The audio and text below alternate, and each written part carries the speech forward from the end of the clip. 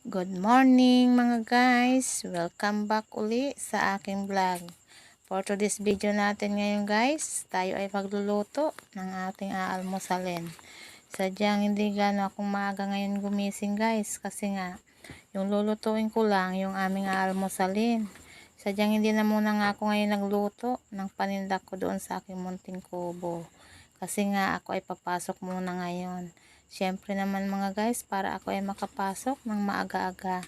Kasi nga mga guys, kadalasan medyo tanghali na ako nakakapasok. Ayan nga mga guys, kung nakikita nyo, nag-forward ako ng video ko dito sa aking munting kubo na kalan. Wala pong mag-comment dyan. Baka may mag-comment, wala pang bubong. Kasi nga mga guys, wala pa kaming pambili. Kaya ayan, siguro itong mga susunod na linggo ay makakabili na kami. Kasi nga ayan, medyo may trabaho na tayo mga guys. Umpisa na naman kami. Kaya ayan mga guys, forward natin uli yung ating video. Dito tayo uli sa loob. Dahil tayo ay may gagawin. Ayan nga, iniisip ko nga mga guys, kung ako nga ba ay magluluto pa ng itlog. Kasi nga mga guys, nagluto na nga ako ng tuyo. Yung tuyo bang forever. Kasi yan naman talaga madalas ang ulam guys sa umaga. Kaya ayan, nako. Sa aking pag-iisip ay sadyang naglinis-linis muna ako dito. Kasi nakita ko nga mga guys, yung aming lababo ay marumi na. Kaya sadyang pinunas-punasan ko na nga lang muna. Ayan.